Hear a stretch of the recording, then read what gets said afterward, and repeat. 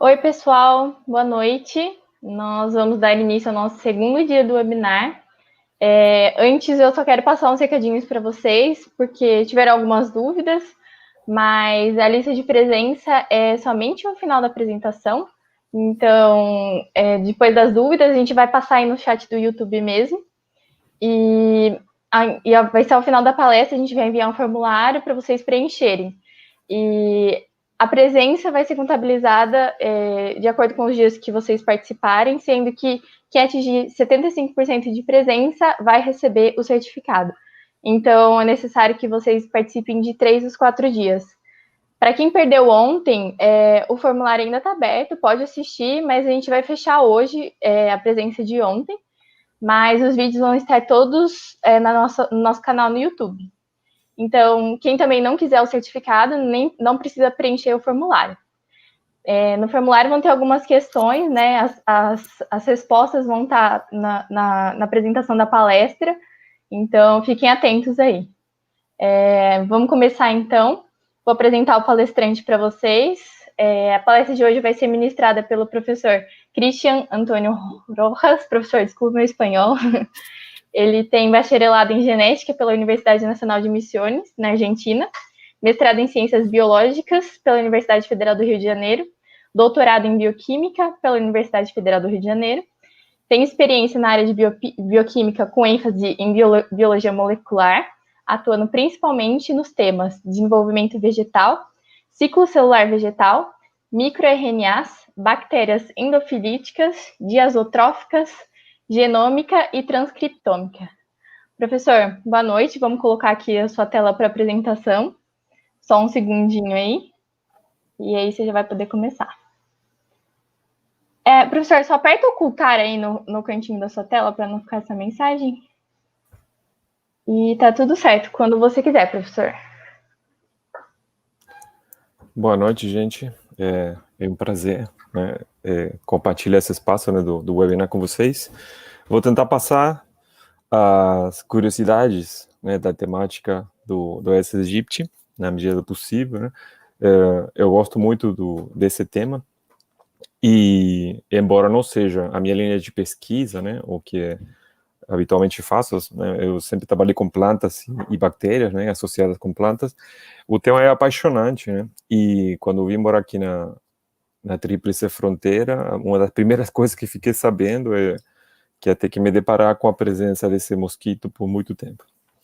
Então, foi nesse sentido que comecei a me interessar pelo mosquito, certo? Pelos vírus e pelo mosquito. Então, a ideia é trazer para vocês as coisas que fui descobrindo, né, à medida que o tempo foi passando e eu fui me interiorizando um pouco mais dessa temática, em relação a, digamos assim, o que mais conheço, que é a biologia molecular. E nos últimos tempos, a questão de genômica e transcriptômica, que consiste justamente em aprofundar um pouco mais o conhecimento dos genes, da arquitetura desses genes, e como eles, de certa forma, respondem às características biológicas, como é que eles dão um embasamento biológico aos seres vivos, certo? Aplicado à nossa problemática, né, eu vou focar especificamente nos mosquitos, né, mais do que nada esses aegypti, né, mas também Aedes albopictus, e os vírus, né, que associados com eles são o nosso principal problema, né. Então vamos começar com essa pergunta: o que os genomas, né, de Aedes aegypti e os vírus relacionados podem nos dizer de interessante? Vamos começar primeiro com a questão dos protagonistas, certo? Então, como eu já mencionei, o principal problema, né, é trazido por esses dois mosquitos, Aedes aegypti e Aedes albopictus, que são duas espécies do mesmo gênero. Eles são relacionados filogeneticamente bastante, né? E como podem ver essa fotografia, inclusive visualmente, né, se parecem bastante. Tirando algumas questões que você só consegue ver com uma lupa, né, você poderia, para quem já conhece os mosquitos, poderia confundir, né, quando você mata o mosquito e olha, vê as patinhas, né, aquele padrão branco e preto, e automaticamente você já diz, isso aqui é um Aedes, né, a primeira coisa que você vai pensar, a Aedes aegypti, mas ainda pode ser a Aedes albopictus, dependendo de onde você estiver capturado, né? E também, né, como protagonista do problema, temos os vírus, né? Esses 4 vírus aqui tão bonitos, né, eles são visualmente, pelo menos para mim, né, são muito belos, né, mas também são muito problemáticos. Vamos falar deles também. E qual é o problema? O problema é que a Aedes, tanto a albopictus como a aegypti, sim, são mosquitos vetores. Isso significa que eles têm a capacidade de carregar, né, esses vírus dentro do seu corpo e, na medida que eles vão se desenvolvendo, né, como parte da biologia desses mosquitos, eles picam os seres humanos, as pessoas, e podem transmitir esses vírus, né? Então, há uma ida e volta nessa relação. Um mosquito infectado pode passar para as pessoas que ele picar, né, os vírus, e também um mosquito sadio, picando uma pessoa que já está infectada, pode pegar esses vírus e transmitir para outras pessoas. Então, isso é o coração do nosso problema. Vamos começar então pelo genoma do Aedes aegypti. O que a gente encontra de interessante no genoma desse mosquito? O Aedes aegypti, porque é aquele que a gente encontra mais nas cidades. A gente vai falar um pouquinho depois do albopictus, e aparentemente, né, tudo indica que, pelo menos na América, e América do Sul principalmente, houve uma divisão do espaço geográfico entre essas duas espécies, e, pelo que a gente encontra na literatura, a Aedes aegypti se aproxima mais das pessoas, porque ele vai nos ambientes peridomiciliares, enquanto que a Aedes albopictus, ele permanece mais nas florestas, né? Então, a gente encontra, em muitos casos, digamos, nas proximidades dos ambientes urbanos, encontra pequenas florestas, né? Em Foz do Iguaçu temos vários exemplos de pequenas florestas dentro do espaço urbano, né? Isso deixa numa proximidade também o Aedes albopictus, certo? Por isso que a gente também vai falar dele, e por várias coisas que adiantei ontem, né, que eu acho que é o mosquito que é do mal, até pior do que o aegypti, como vocês vão ver. Bom, o que tem interessante o genoma, né? O genoma desse mosquito já vem sendo estudado há um tempo atrás. A gente pode ver que tem aqui, nessa figura, os 3 cromossomos, né, que constituem o genoma, né? Aqui tem um cariótipo, né, e aqui tem, né, uma representação gráfica desses 3 cromossomos. Esse mosquito é tão importante que levou a projetos de sequenciamento, né, a partir de que e se iniciou o que em biologia se chama a era genômica, certo? Que é a utilização de ferramentas que conseguem sequenciar, ou seja, conseguem revelar a sequência dos genes que constituem algum organismo, certo? Então, o primeiro artigo publicado com um genoma desse mosquito foi em 2007, né? Posteriormente veio outro que apontou um pouco mais a regiões que não tinham sido cobertas no primeiro, mas ainda deixava bastante questões interessantes de fora, né? Então, houve a necessidade de uma terceira, digamos assim, caracterização, e no ano de 2018 foi publicado essa terceira versão, né, que leva esse título, né, muito justo, né, porque realmente é um genoma melhorado de Aedes aegypti, né, que traz várias questões importantes que as 2 primeiras versões não tinham colocado tão evidentes. Então, que tem de interessante no genoma do Aedes aegypti, né? Seria interessante se o genoma falasse, digamos assim, de por que a Aedes aegypti é um problema tão grande para os seres humanos, né? E justamente em 3 pontos, bueno, na verdade 2 pontos que queria mostrar de que forma no genoma a gente encontra essas respostas, né? Uma das coisas mais curiosas que a gente encontra nesse artigo é que a Aedes aegypti tem pelo menos 300 genes que são codificadores de proteínas que funcionam em sistemas receptores quimiosensoriais. dentro desses receptores químicos sensoriais, temos receptores de odor, gustativos e uns chamados ionotrópicos. Basicamente, são 3 sistemas, né, que possibilitam ao mosquito perceber os estímulos ambientais. Então, como estímulos ambientais, tem os lugares onde ele vai se alimentar, onde ele vai colocar ovos e, basicamente, a partir também, né, da própria biologia dele, se aproximar às suas presas, que são os seres humanos e alguns outros mamíferos, certo? Esses genes, né, possibilitam, a partir, né, dessa separação em receptores diferentes, que o mosquito consiga, sim, se aproximar de fontes de dióxido de carbono, né, como nós, por exemplo, somos, a partir da nossa respiração, nós expiramos dióxido de carbono, o famoso CO2, sim, e também de outros produtos químicos que a gente, digamos assim, exala a partir da pele, certo? Do nosso próprio metabolismo, e esses são componentes que o mosquito tem a capacidade de perceber a partir dessa quantidade bastante grande, sim, de genes que codificam para receptores quimiosensoriais.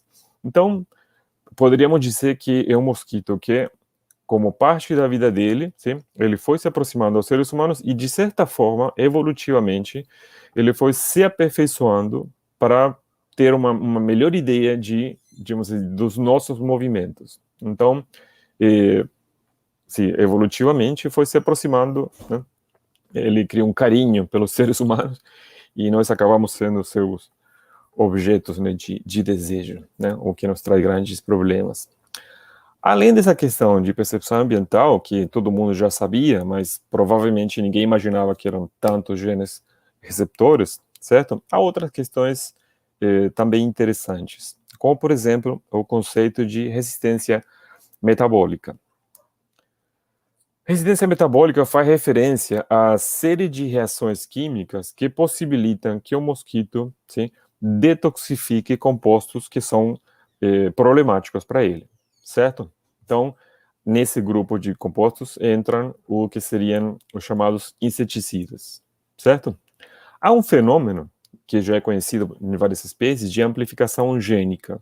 Isso é um fenômeno recorrente em todos os seres vivos, onde uma fração do genoma ela é, digamos, amplificada. Se fazem várias cópias de regiões, inclusive, consideravelmente grandes, né? E tudo que está ali dentro dessa região, né, é duplicado ou triplicado, né? E inserido dentro do genoma, certo? E aí, consequentemente, os genes que estavam ali vão se multiplicar. Há um caso específico, bastante interessante, que é o chamado cluster GST, de uma proteína chamada glutatione S-transferase. Não se assustem com o nome, né, mas basicamente uma proteína que está envolvida na detoxificação de esses compostos, né, e esse cluster existe em várias espécies, inclusive em seres humanos, e nós também ajuda a detoxificação, mas nesse caso aqui, essa região do genoma do Aedes aegypti já tinha 3 genes, né, de GST, dessa proteína detoxificadora. E o que foi descoberto nesse artigo, né, nesse trabalho onde foi sequenciado e melhorado esse sequenciamento, foi que essa região, né, ela se encontra, digamos assim, amplificada 4 vezes. Então, aqueles 3 genes acabaram sendo 12. Esses genes possibilitam, né, que esse mosquito consiga detoxificar, né, os chamados inseticidas, né? Entre eles tem organofosforados, né, piretroides e até o DDT. Então, isso obviamente deixa o mosquito numa situação vantajosa, né, perante as tentativas de eliminá-lo com produtos químicos, certo? Então, esse é um grande problema. E, nos últimos tempos, vários trabalhos foram feitos justamente para tentar entender até que ponto, sim, esse fenômeno de resistência tem se tornado um problema, certo? Porque a partir do momento que o mosquito ganha algum tipo de resistência, seja por qualquer motivo, que ele detoxifique, certo? Que ele consiga eliminar, ou que ele faz alguma coisa, né? Esse inseticida já não é mais útil. Então você pode parar de utilizar esse inseticida. Por quê? Porque além de não matar o mosquito, certo? Provavelmente você vai estar matando, né, parte dos insetos que podem ser até benéficos, na verdade, né? As abelhas é um exemplo típico, certo? A maioria dos inseticidas são utilizados para pragas, acabam impactando também as abelhas. Então, já que, né, a forma de se livrar dos mosquitos com inseticidas químicos, ela tem efeitos colaterais bastante graves, mas, por outro lado, tem casos onde você não tem opção, certo? Você vai ter que usar. Então, pelo menos, usa aqueles que funcionam, certo? Porque qualquer um que você utilizar vai trazer algum tipo de efeito colateral. Nesse gráfico que está sendo apresentado aqui, vocês podem ver a resistência, né, de dois tipos de inseticidas aqui, né? Os organofosforados, né, que estão em laranja, bom, mais amarelo que laranja, certo? E em vermelho, ou no caso dos inseticidas piretroides, como é o caso da deutametrina. Então, nessa figura, vocês podem ver em azul claro as regiões onde o Aedes aegypti e o Aedes albopictus têm condições ecológicas de proliferar, certo? Onde tem as condições que são aptas para ele. E em azul escuro tem os estados, né, ou províncias onde já foi descrita a presença desses mosquitos, certo? Então, vocês podem ver que, né, a gente vai voltar sobre esse gráfico depois, quando eu falar um pouco do Aedes albopictus. O que fica claro é que em várias regiões do globo, né, já tem populações, né, de Aedes aegypti resistentes tanto a organofosforados quanto a piretroides. E em menor medida, o mesmo acontece com a Aedes albopictus. Você pode ver que a resistência está principalmente na Ásia. A gente vai falar bastante depois do Aedes albopictus. Então, esse é um problema. Quizá um dos principais problemas das formas que atualmente são utilizadas para se livrar dos mosquitos adultos, né? Essa chamada resistência metabólica, que permite que esse mosquito, né, consiga proliferar e sair ileso, né, ante a presença de inseticidas. Então, isso é um grande problema. Uma terceira coisa que eu queria ter falado, e acabei agora, né, quando estava olhando, percebi que não coloquei slides. Uma terceira questão importante que ficou clara a partir do sequenciamento, né, do Aedes aegypti, é que foi também, de certa forma, se conhece um pouco melhor uma região do genoma envolvida no controle do sistema, né, de determinação sexual, né, o chamado locus M. É uma região bastante grande, inclusive, né, que já se sabia que existia e existe em vários insetos, né, mas no caso do Aedes aegypti se conhecia bem pouco. A partir desse artigo, né, de 2018, se conhece um pouco melhor, né, esse locus M, e é importante para uma coisa que eu vou mencionar lá no final, certo? Então, esse locus determina, né, o sexo dos mosquitos. Então, como vocês puderam ver no início, né, quando eu mostrei aquele cariótipo, essa espécie não possui dimorfismo sexual nos cromossomos. Então, cromossomos de um macho e uma fêmea são morfologicamente idênticos. Não tem, né, aquela divisão, né, por exemplo, como temos nós, que o cromossomo X é diferente do Y, né? O cromossomo Y é notavelmente menor. Mas existe uma região, sim, que é diferente entre machos e fêmeas. Eu vou voltar sobre esse tema um pouco depois. Bom, então, nesse trabalho também há uma caracterização um pouco mais detalhada desse locus, que tinha uma expectativa muito grande na comunidade científica, justamente por essa questão, né, de conhecer um pouco mais a determinação sexual de Aedes aegypti. O outro protagonista, né, do problema é o Aedes albopictus, certo? E eu ontem, meio que brincando, falei que ia fazer declarações bombásticas hoje, certo? Então, crianças saiam da frente do computador, certo? Vou falar coisas que são horrorosas do Aedes albopictus, né? Ninguém merece ouvir, mas vocês que estão aqui, né, têm esse privilégio de ouvir essas declarações.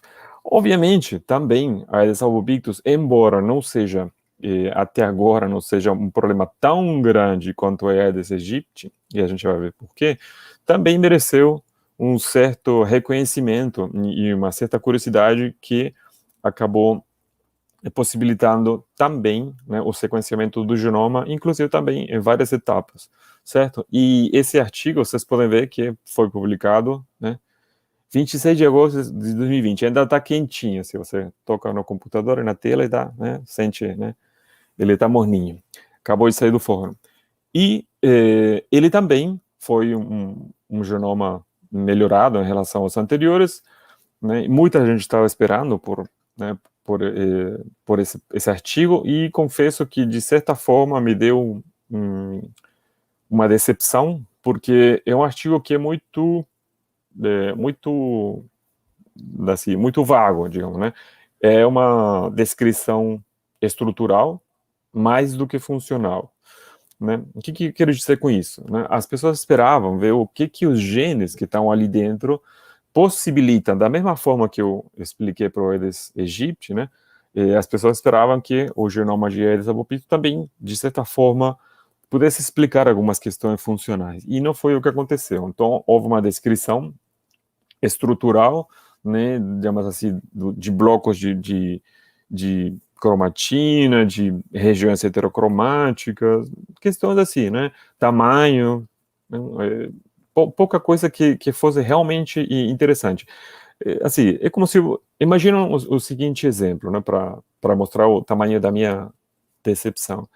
Imagina que você vai querer comprar uma casa, certo? E eu falo assim, ó, num bairro Porto Meira tem uma casa, e eu falo assim, essa casa seria interessante para você. E aí você pergunta, bom, o que tem a casa? E aí eu falo assim, bom, tem, sei lá, 3 quartos, né? Tem algumas janelas, certo? Né? Tem um pátio, uma churrasqueira, né? E não falo, certo? Faço essa descrição estrutural e não falo se a casa é quente, se ela é ventilada, se ela é iluminada, né? Que são as coisas que realmente interessam. Porque, assim, ter uma janela não significa muita coisa, a menos que a janela esteja bem posicionada e permita uma iluminação interna, né? Você pegar uma brisa, abrir a janela, esse tipo de coisa. Então, foi exatamente isso que aconteceu. A descrição desse genoma foi muito estrutural, né, e faltaram as questões funcionais do Albopictus, certo? E por que, assim como eu, muita gente estava esperando essas questões? Bom, né, aqui vem as declarações. Então, quem foi sensível, né, pode se retirar, e eu chamo daqui a 5 minutos.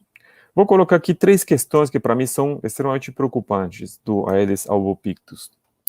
A primeira delas é um artigo que alguns brasileiros participaram, né, que fala da competição, certo, entre essas duas espécies, né, dos mosquitos problemáticos, Aedes aegypti e Aedes albopictus. Esse aqui é apenas um exemplo, tinha outros artigos, eu coloquei um que era, assim, mais emblemático por uma frase que coloca aqui, mas, assim, existem, na verdade, outros artigos que vão exatamente na mesma direção, mostrando quem se sai melhor em questões, pelo menos em questões de competição de experimentos em pequena escala, certo? Olha só a frase.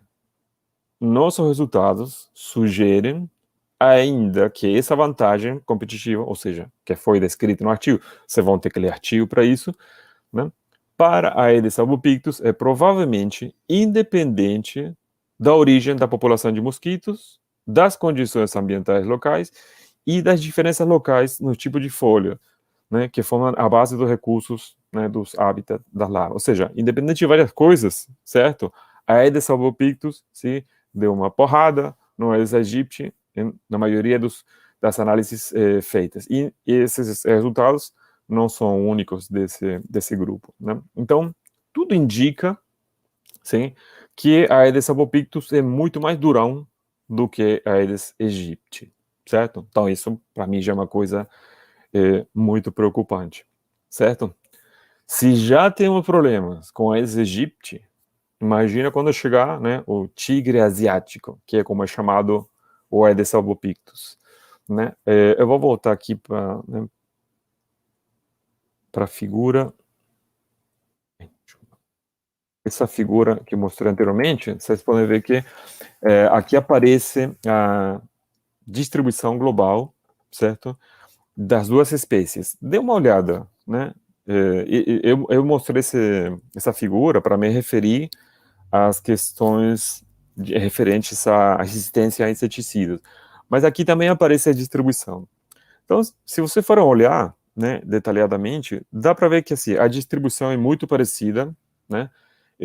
Na África, por exemplo, é mais ou menos igual, aparece um pouco mais intenso, né, no caso das Aedes esse azul mais, né, mais forte do que aqui embaixo, né? Mas na Ásia, né, tá bem, né? Você vê pouca coisa, a não ser assim, o norte da China, onde tem uma prevalência maior de albopictus. Mas olha só, na Europa, né, onde você vê, digamos assim, uma colonização bem extensa por parte de albopictus, e praticamente Egito não chegou, né? Lembrando que a Europa, né, tem um clima temperado, né? E então, se a gente for olhar os climas temperados, né, da América, assim, o norte da Norte América e o sul da América do Sul, vocês podem ver que aqui, de novo, a Aedes albopictus é mais um problema do que a Aedes aegypti. Reparem que, né, aqui chega até a metade, né, da América do Norte, a Aedes aegypti, enquanto que a albopictus vai quase, né, até o Canadá. Se a gente olhar para o América do Sul, né, os limites também são mais estendidos, digamos assim. Então, por que a gente não encontra? Se ele tem essa possibilidade de ir, digamos assim, para áreas mais temperadas, né? Por que a gente não encontra o Aedes albopictus como se encontra a Aedes aegypti, certo? Aqui, nesse artigo, né, onde também se foca em questões genômicas, certo? Há outra frase que, de certa forma, também faz referência, né, ao porquê. Vamos dar uma olhada, né, nessa frase aqui, que relata muito bem a minha preocupação. Diz assim: o Aedes albopictus, em 3 décadas, conquistou todos os continentes, exceto a Antártica. E ao contrário do Aedes aegypti, que levou centenas de anos para cobrir o mundo tropical, o Aedes albopictus levou apenas algumas décadas para se espalhar. Então, acho que deixou bem no chinelo, sim, né, o Aedes aegypti. A gente não vê, sim, não vê essa presença tão grande de Aedes albopictus em relação a Aedes aegypti, simplesmente por uma questão de tempo, né? A gente está olhando um ponto no tempo, certo? Onde provavelmente essas 3 décadas são o início de uma colonização, pode ser que esteja errado, e tomara que eu esteja, mas, assim como eu, muitas pessoas estão assustadas, né, com a velocidade que o tigre asiático saiu, né, e se espalhou em 3 décadas, pelo globo inteiro, certo? E como a gente já viu, né, o Aedes aegypti levou um pouco mais de tempo, certo? Então, pode ser que a gente não esteja vendo tanto o Aedes albopictus simplesmente por uma questão de timing, certo?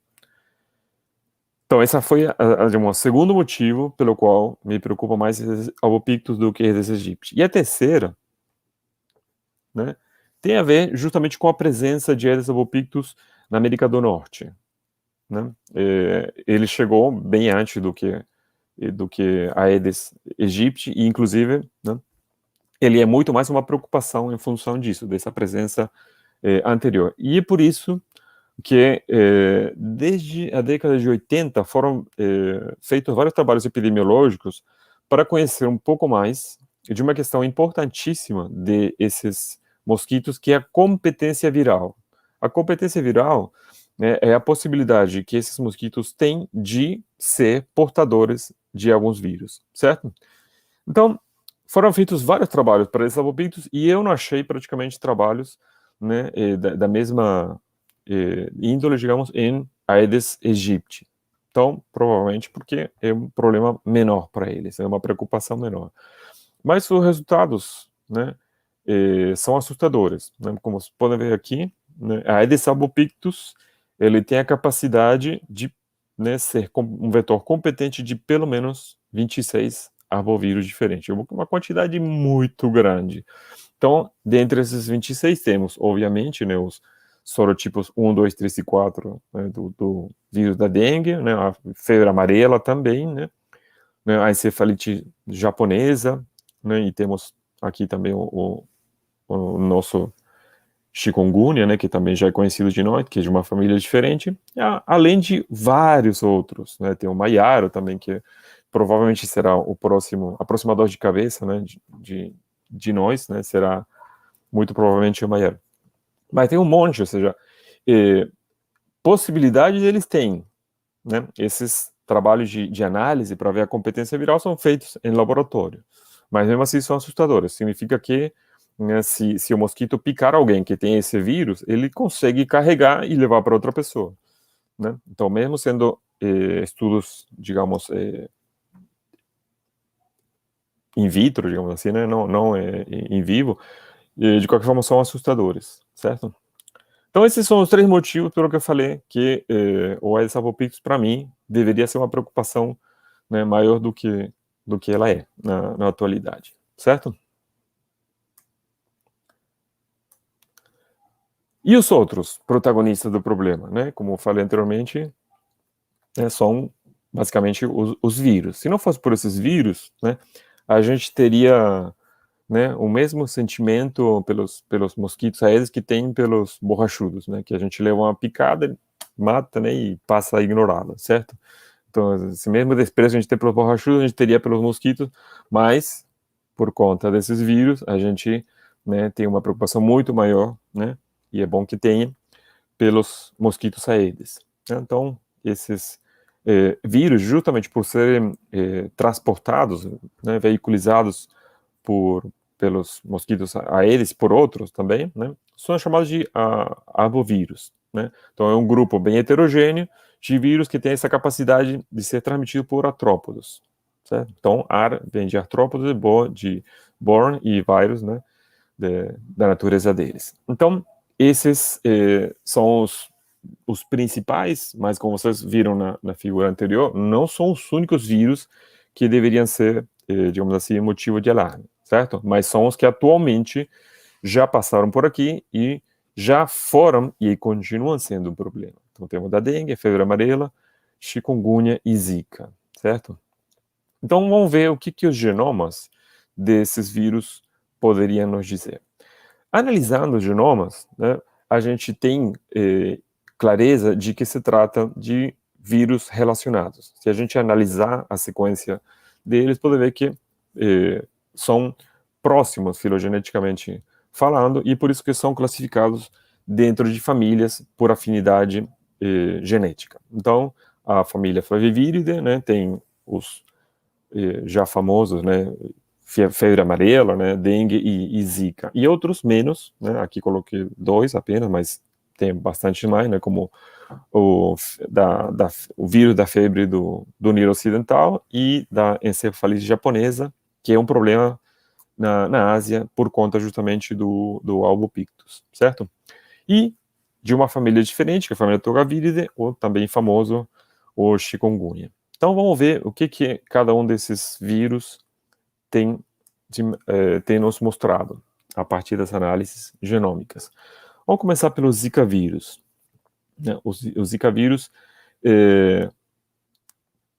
tem assim, também, digamos assim, tem a presença relativamente recente, né, na mídia, a partir de, como está mostrado aqui, a partir da detecção ou de surtos, né, como está aqui em azul, né, os outbreaks, né, 2007, 2013, 2014, 2015, mas também a partir, sim, do que seria a evidência sorológica. O que seria a evidência sorológica?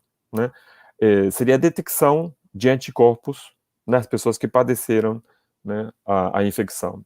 Né? Então fica essa marca na pessoa, né, mesmo a infecção acabando, né, e a pessoa se recuperando, fica nos anticorpos, os anticorpos ficam no sangue. Então dá para saber se uma determinada população já teve a visita de algum desses vírus, certo? E também existe a possibilidade, aqui em laranja, de detectar o vírus diretamente das pessoas, né, ou de alguma amostra ambiental, como, por exemplo, capturando ovos ou os próprios mosquitos. Também dá para saber. Nesse caso ali, é a detecção direta, né, do que seria, né, a presença do vírus. O vírus está na pessoa, ou no mosquito, ou eventualmente nos ovos, certo? Uma questão interessante da análise do genoma foi que o Zika vírus e também o chikungunya, né, tem uma riqueza, digamos, uma variabilidade genética menor, né, daquela que a gente vê, por exemplo, né, no vírus da febre amarela e muito mais no vírus da dengue. Então, isso acaba sendo de certa forma, tranquilizante, né, tranquilizador, né, porque é lógico que quanto mais variabilidade genética apresenta esses vírus, mais problemas eles podem significar do ponto de vista epidemiológico, certo? Do ponto de vista da antigenicidade. Então, essa seria, de repente, a questão mais fácil de fazer uma leitura a partir de ver que não há uma riqueza genética tão grande nesse Zika vírus. Mas tem 3 mutações, né, que para mim são as questões mais preocupantes de olhar para o genoma desse vírus, né? Eu não vou focar nas questões da manifestação clínica, acho que todo mundo já conhece, eu vou focar apenas nas questões que tem a ver com o genoma. Eu coloquei aqui esse nome, Scary, né, porque realmente me parece assustador, certo? E também para causar um pouco, né? Já que estamos demonizando o Aedes aegypti, também eu escolhi um vírus aqui para fazer a mesma coisa. Então, a primeira delas acontece numa proteína chamada NS1. Eu vou falar dessas proteínas NS um pouco mais em detalhe quando falar do vírus da dengue, certo? Essas proteínas também se encontram no vírus da dengue. Nesse caso aqui, a proteína NS1, certo? No vírus da dengue, né, é suspeito de estar envolvido na evasão do sistema imune, né, se ele fosse driblar, né, as defesas do sistema imune dos seres humanos. Então, aparecendo uma mutação nessa proteína também no Zika vírus, a gente pode pensar que está mais ou menos na mesma direção, certo? A segunda mutação é uma proteína também NS. NS vem de non-structural, não, proteína não estrutural. Depois a gente vai ver essa diferença. Nesse caso, a 4B.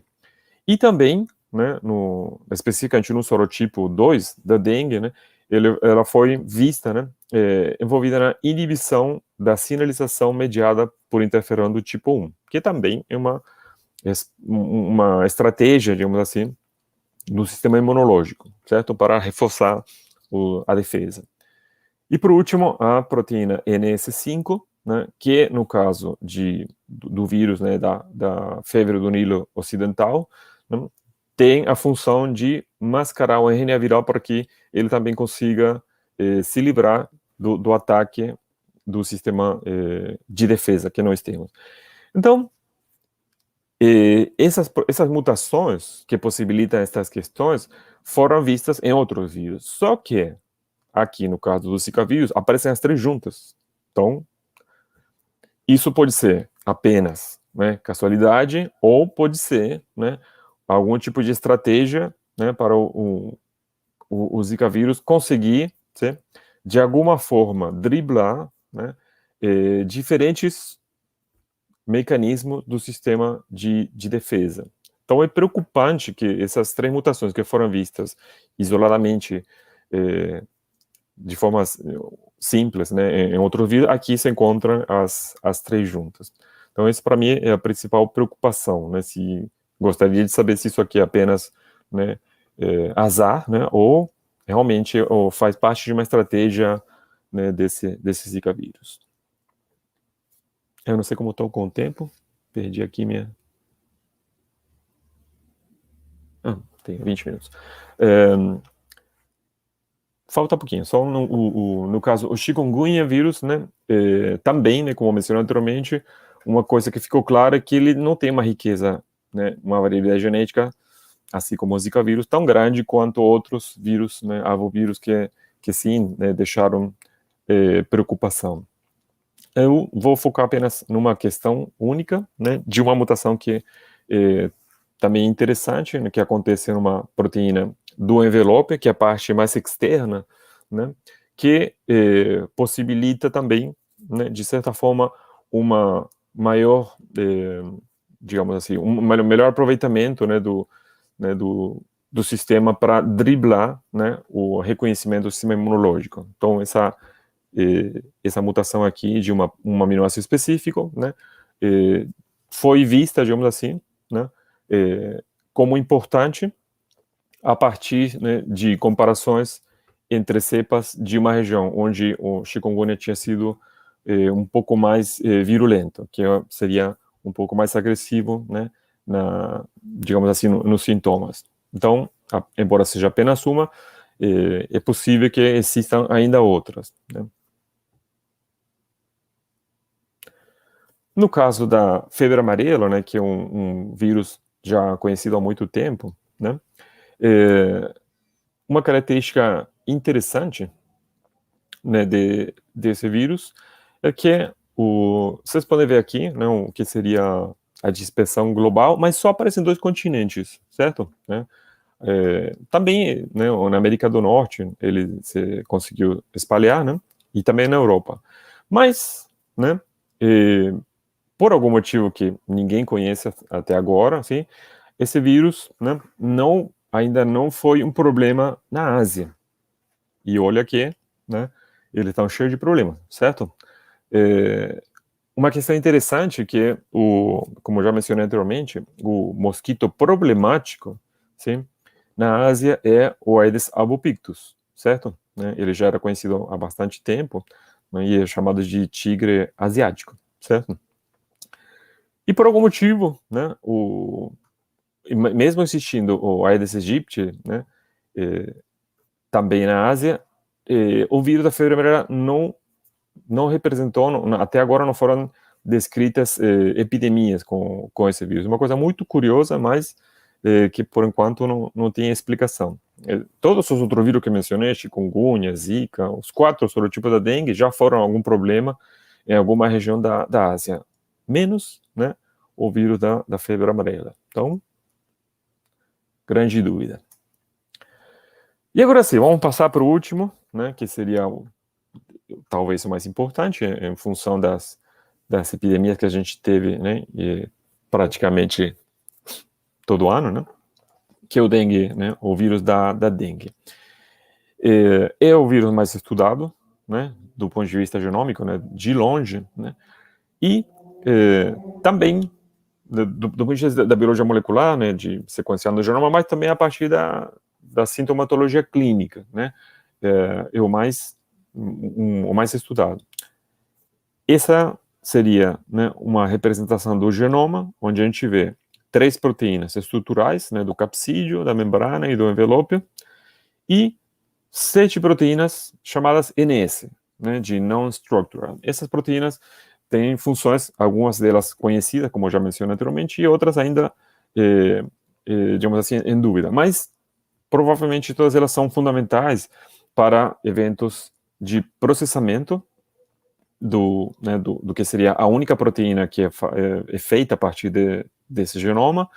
Isso aqui seria um genoma de RNA, e RNA de fita positiva. Isso significa que ele já consegue ser traduzido a proteína, e de fato ele é traduzido como uma proteína única, que a partir de clivagens vão ser fazendo, né, como subproduto, as 10 proteínas que fazem parte desse genoma, certo? Então, essa proteína aqui, a proteína, né, do envelope, é a responsável, basicamente, por a gente ter 4 sorotipos diferentes, não? Aqueles chamados dengue tipo 1, tipo 2, tipo 3 e tipo 4, certo? Esses sorotipos se parecem, né, digamos assim, entre uns 65% e uns 70%, mais ou menos. Então, há uma grande semelhança, né? Mas essas diferenças na parte mais externa, certo? Que é onde fica essa proteína E do envelope, faz que o nosso sistema imunológico reconheça esses vírus como diferentes. Então, cada um está, digamos assim, caracterizado em função de essa diferença externa, digamos, basicamente. Mas não é o único tipo de diferença que existe quando a gente fala de vírus da dengue, certo? Aqui tem uma representação, né, do que seria o genoma dele, né, com as proteínas que vão se fazendo a partir da ruptura dessa proteína única, e uma representação esquemática, né, como vocês podem ver aqui, essas três proteínas estruturais, fazendo parte da camada externa, né, o capsídeo, a membrana e o envelope. Né. Essa proteína é a responsável por ter esses 4 sorotipos, certo? Como eu falei, além da questão dos sorotipos, temos outras questões que também são interessantes e preocupantes, que são os chamados genótipos. Então, vocês podem ver aqui, em 4 cores diferentes, os 4 sorotipos, né? Temos tipo 1, tipo 2, tipo 3 e tipo 4. Então, vocês podem ver que existem, né, variantes. Essas variantes são pequenas diferenças, né, que são chamadas de genótipos. Então, são chamados de genótipos, né, 1, 2, 3, 4, né? Aqui, por exemplo, no dengue tipo 1 temos 4 variantes, né? A1, e aqui não aparece essa outra, mas 5, 3 e 4, certo? Mas, no caso, né, do tipo 3, temos também 4, no caso do tipo 5, tipo 2 temos 6, e do tipo 4 temos 5 variantes diferentes. Por que é importante, né, essa caracterização? Né? Essas diferenças, né, é possível que sejam muito importantes do ponto de vista epidemiológico. Né? O nosso sistema imunológico reconhece como diferente pelas diferenças externas, mas é muito provável que essas diferenças, que são um pouco mais profundas, digamos assim, no genoma, né, sejam responsáveis por algumas diferenças na virulência, né, dos diferentes sorotipos do vírus da dengue. Então, aí que se tornam importantes. Lamentavelmente, para conhecer, né, qual seria o genótipo, né, os testes são bem mais complexos. Você tem que sequenciar o genoma inteiro. Para saber se é o sorotipo 1, 2, 3 ou 4, basta você fazer uma análise sorológica, né, com um anticorpo, né, e é relativamente fácil de ser feito. Já para saber o genótipo, você tem que sequenciar o genoma inteiro, que são mais ou menos 11 mil pares de bases. Então, é um genoma, quer dizer, um genoma pequeno, comparado a genomas de eucariotos ou até de bactérias, mas que, de qualquer forma, é um desafio sequenciar 10 mil a 11 mil pares de bases. Certo? Existe aqui um caso, né, que eu gostaria de mostrar, né, de um exemplo de como digamos assim, uma variante genotípica, né, foi associado a um incremento na patogenicidade, né, do que seria um tipo de dengue, um tipo 2. Então, é provável, né, que exista, sim, digamos assim, uma associação, né, entre genótipos, mesmo sendo do mesmo tipo, sim, em relação à virulência de pelo menos alguns desses genótipos. Então, é uma questão também interessante. E para finalizar, né, eu gostaria de dar um exemplo de por que é interessante conhecer essas questões que eu fui mencionando, né, principalmente as dos mosquitos, né. Então, aí reformule a pergunta. O que poderíamos fazer de interessante conhecendo os genomas de Aedes aegypti e Aedes albopictus? Eu vou dar um exemplo único aqui, que é extremamente interessante, porque ele se concretizou de certa forma, utilizando uma tecnologia chamada GeneDrive. Eu não vou entrar muito em detalhe, mas preciso mencionar que é uma tecnologia que hoje em dia está disponível, mas que ela surgiu como uma ideia, né? Basicamente, consiste em driblar as leis da herança genética, da genética mendeliana, né, e fazer que um determinado gene, né, vá para a progênie, né, com uma proporção maior do que esperada, segundo a herança mendeliana, que seria uma chance de 50%. quando a tecnologia Gene Drive está funcionando, né, você tem um aumento, né, na probabilidade de você passar esse gene para a progênie. Por quê?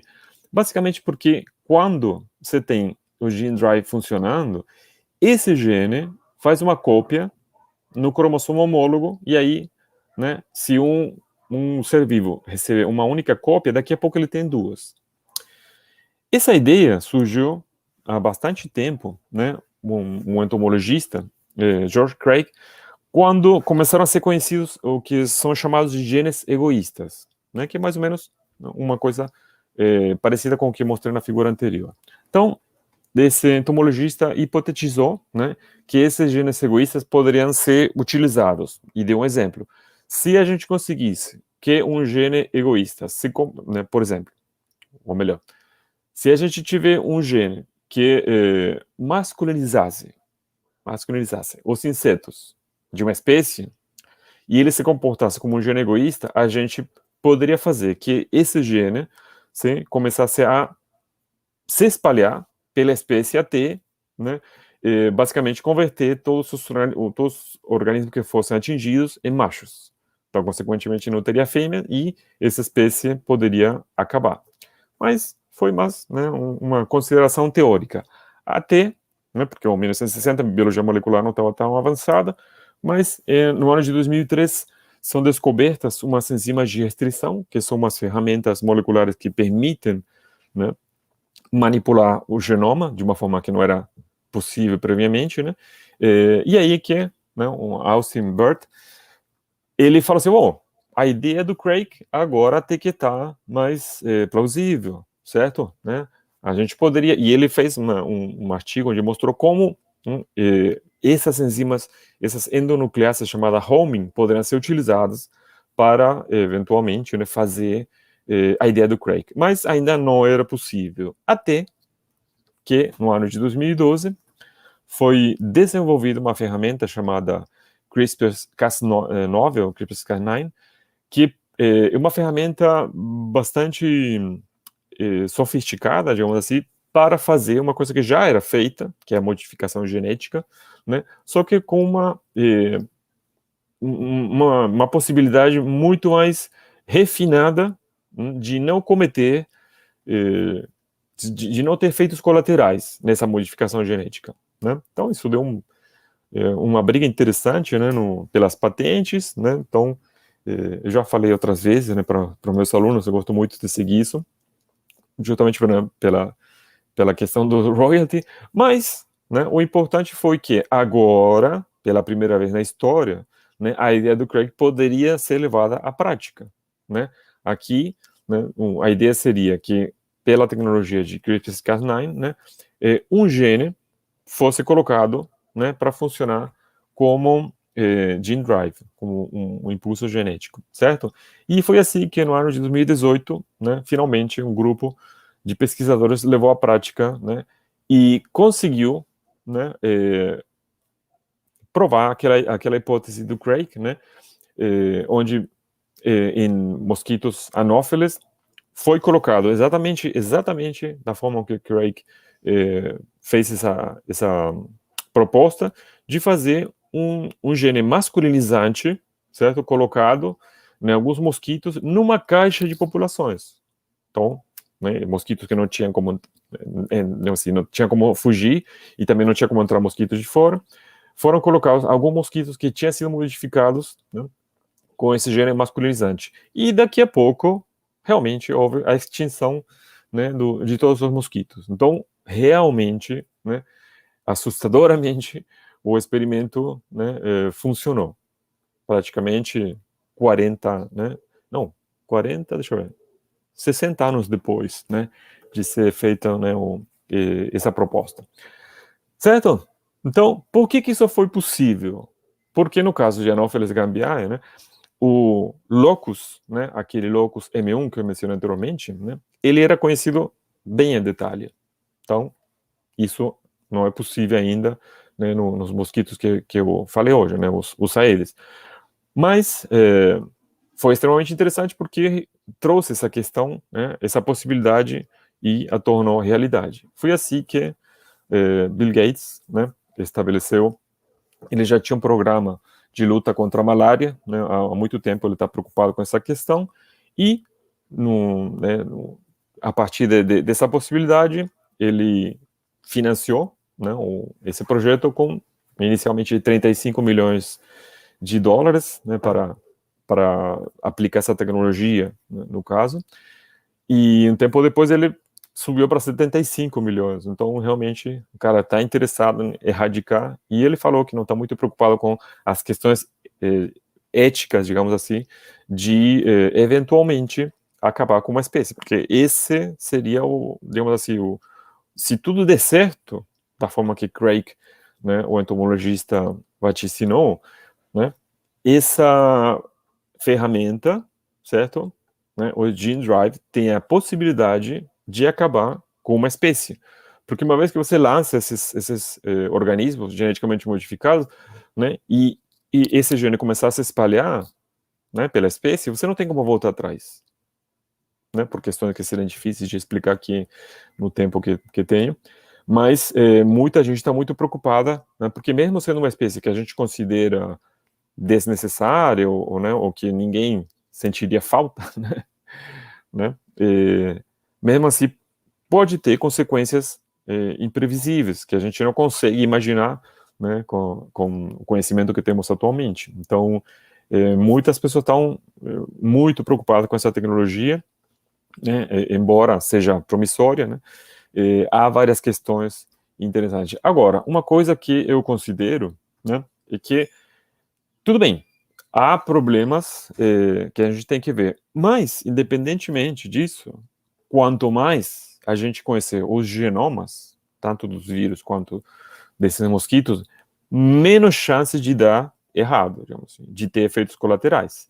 Então, se isso vai ser feito ou não vai ser feito, eu acho que mesmo assim, a gente tem essa obrigação de conhecer um pouco mais profundamente, né, o genoma de todos os atores do nosso grande problema. Então, basicamente, essas eram, né, as coisas que eu tinha para falar para vocês. Né, coloquei aqui no final a bibliografia, certo? E, bom, espero que tenha gostado e, né, fico disponível aqui para as perguntas.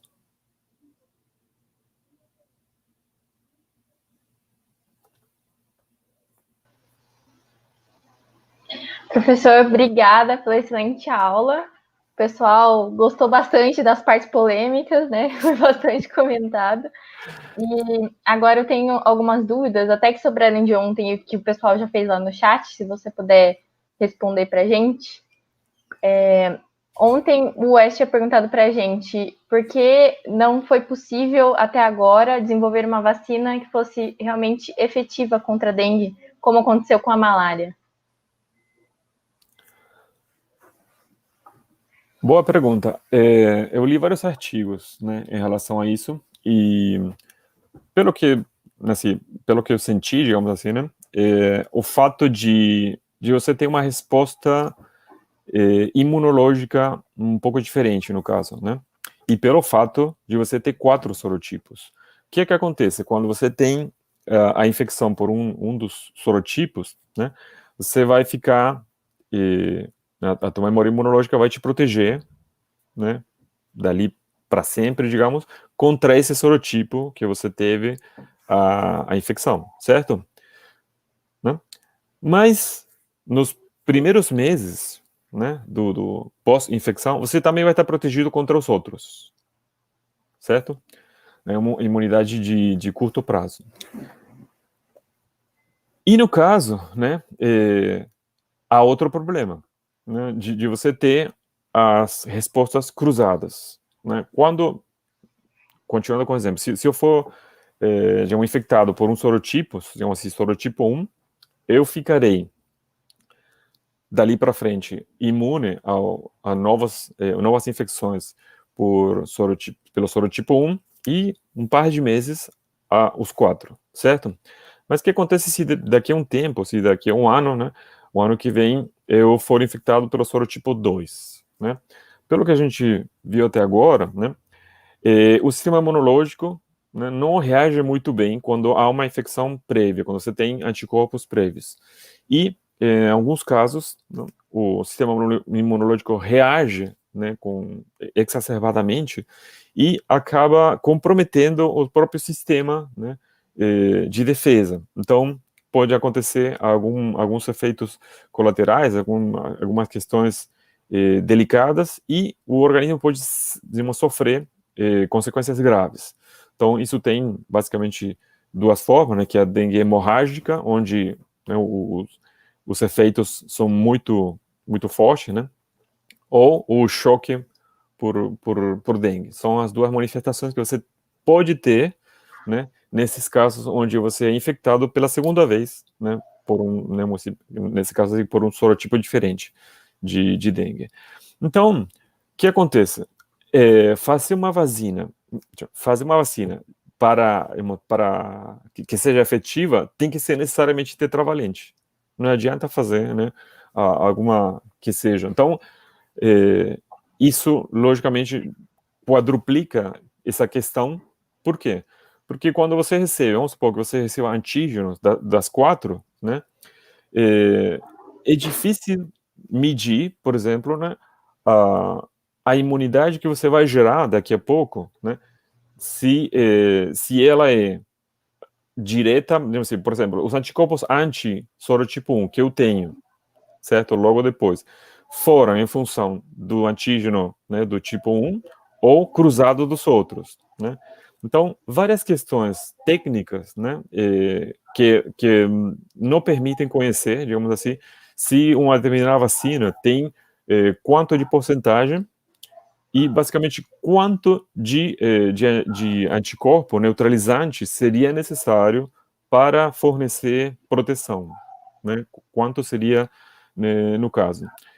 Então, basicamente, essas questões, né, de peculiaridades que temos no caso do vírus da dengue, né, porque até hoje não está muito claro se quais são, em definitiva, os motivos, né, de você ter dengue hemorrágica, às vezes sim e às vezes não, ou choque por dengue, certo? Além disso, a questão de você ter também essa peculiaridade da resposta do sistema imunológico, de reagir diretamente ao sorotipo entrante, mas, né, gerar também um tipo de resposta cruzada contra os outros sorotipos. Então, esses foram os motivos que eu encontrei, né, que mostraram por que é difícil fazer uma vacina nesse caso aqui. Né? Tá. Perfeito. Temos mais algumas dúvidas. A Vilmara perguntou para você. Com o aumento de temperatura que vem ocorrendo em relação ao aquecimento global e as queimadas, desmatamentos mais locais, o Aedes albopictus ainda terá vantagem em relação ao Aedes aegypti? E ela complementa. Também a distribuição dele poderá retrair? Então, Vilmara, é uma questão extremamente interessante e, de fato, eu sempre me perguntei por que eu não vejo nas publicações, né, de fora da América, né, de forma geral, principalmente América do Sul, há referências que se encontram aqui. Se você olhar os autores brasileiros, argentinos, né, é meio que um consenso, aquilo que eu mencionei anteriormente, que o Aedes aegypti ele prefere os ambientes peridomiciliares, ele está próximo, né, ambientes urbanos, entanto que Aedes albopictus tem preferência pelos ambientes, digamos assim, pelas florestas. Né? Então, mas eu não vi isso nos trabalhos, né, da Ásia, né, onde o mosquito Aedes albopictus é muito mais presente. Eu não sei, desconheço qual seria digamos assim, a resposta por trás disso, mas, inclusive, eu cheguei a duvidar, né, por muito tempo, mas depois de tanto ler os autores da América Latina, parece que realmente aqui ele tem esse comportamento, né? Mas também existe aquilo que você menciona. Tudo indica, né, que a Aedes albopictus, além de poder proliferar nos ambientes, não é que ele seja de ambientes frios, né?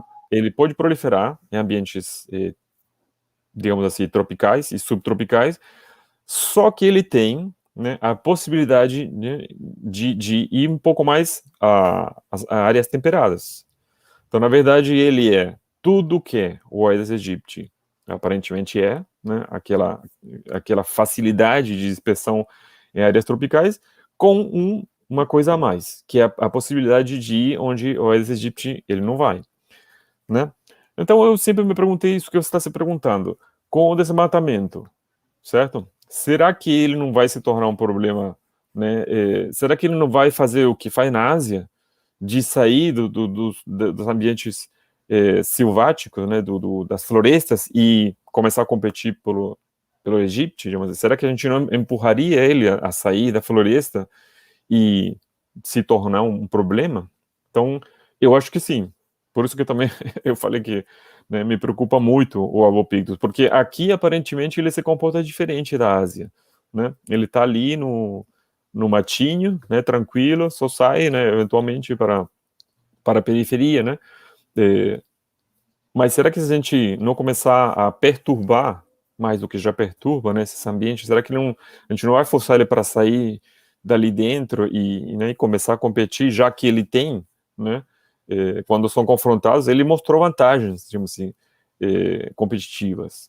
Só que, por enquanto, na América do Sul, né, ele está em ambientes separados, tem, digamos assim, nichos ecológicos diferentes. Mas se a gente forçar eles a se confrontarem, a gente pode chegar a ter um problema. Cenas dos próximos capítulos? Deus quiser, não. Professor, o Hudson perguntou: boa noite. Minha dúvida é sobre os possíveis motivos de a região sul do Brasil não ter tido tantos casos de Zika e chikungunya em relação à região Nordeste. Esse aí eu vou ficar te devendo. Eu confesso que, né, do Zika e do chikungunya eu conheço bem menos. Em função de uma preferência pessoal, pelo que eu te mencionei, né? Porque como eu cheguei a eles pela questão da genômica, assim, né? Como são dois vírus recentes, tem poucas publicações, eu não fui muito atrás, né? Eles são, logicamente, por questões de sintomatologia, são dois vírus extremamente importantes. Só que do ponto de vista genômico ainda não são tão interessantes, pelo menos para mim, né? Mas sim, claro, o Zika tem o síndrome Guillain-Barré, tem, né, a própria microcefalia, né? E a chikungunya, embora seja, digamos assim, um dos mais bonzinhos, digamos, né? Dos mais leves, tem questões importantes, né? Ele não terá riqueza genética, né? Mas tem questões né, da manifestação, inclusive a longo prazo, né? Das sequelas. Então, mas eu não saberia te dizer por que aconteceu isso. Pode ser, né? Pode ser a questão que aqui, né, os dois vírus, né, foram principalmente, digamos, veiculizados por Aedes aegypti, que tem uma preferência, como já mencionamos, marcada pelos climas mais tropicais e subtropicais. Então, né, pode ser que por esse motivo a gente não viu. Agora, com essa questão do surgimento no cenário do Aedes albopictus, pode ser sim que Zika e chikungunya tornem-se um problema para o sul do Brasil e para a Argentina também, né? Chile, Uruguai, essas questões. O David, ele perguntou: o que acontece quando as duas espécies de Aedes se cruzam? Eu diria até mais, essas duas espécies podem se cruzar? Elas têm essa semelhança genética aí ou são duas espécies distintas mesmo? São duas espécies bem diferentes, são distintas. Não sei se alguém fez o trabalho, porque às vezes você faz isso, né? Você força o acasalamento para ver o nível de compatibilidade. Mas eu nunca vi registros de híbridos, né? Então, na natureza, eles não, né, nem se olham, aparentemente. Não sei, no laboratório. Tá. A Juliana, ela pediu para você comentar sobre esses novos trabalhos que têm saído sobre a dengue, sobre as pessoas que tiveram dengue e têm uma propensão a serem mais imunes contra a Covid-19. Você poderia comentar esse caso? Eu vi esses casos. Eu acho que ainda é muito cedo, né, digamos, para fazer esse tipo de afirmação. O que acontece? Muita gente digamos assim, que trabalha, né, nesses vírus mais tradicionais, que sempre estão ali, né, de certa forma deve estar com, assim, com uma carga emocional, né, muito grande, porque parece que agora é tudo Covid, né? Tudo Covid-19.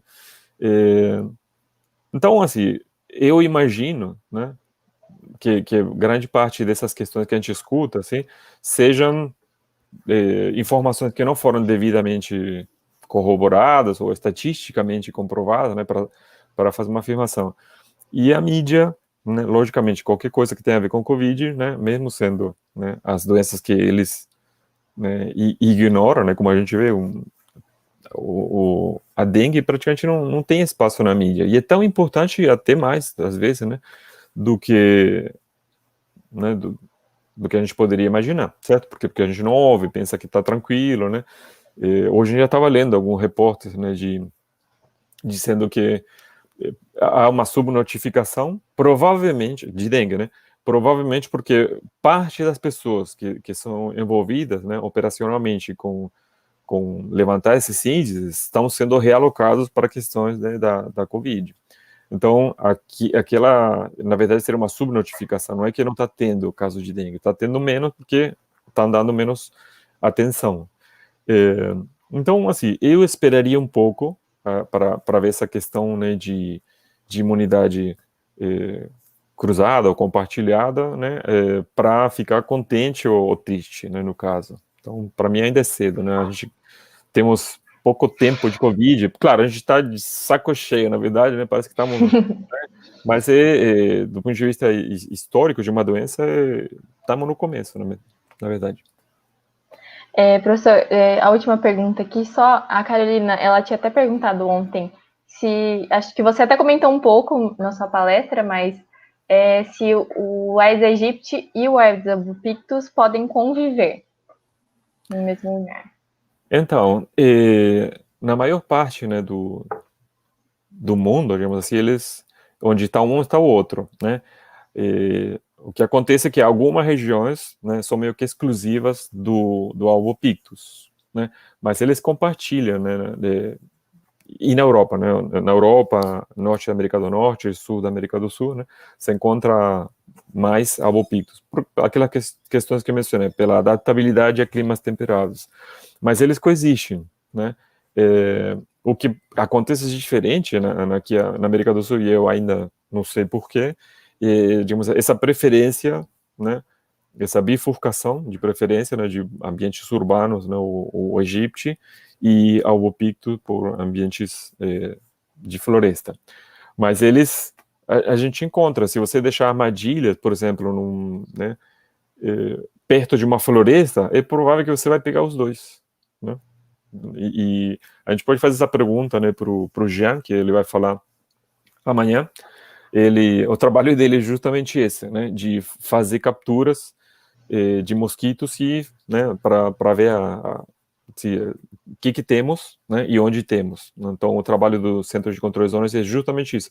A gente pode perguntar, mas tenho quase certeza que ele vai falar que tem armadilhas que eles encontram os dois. Então, Ele certeza, justamente mandou um comentário aqui dizendo que a predominância do Aedes aegypti é mais ou menos em torno de 60% a 70%, enquanto o Aedes albopictus fica entre 1% e 4%. Então, tem bastante diferença mesmo. Sim. A última pergunta, então, professor, surgiu mais uma pergunta aqui.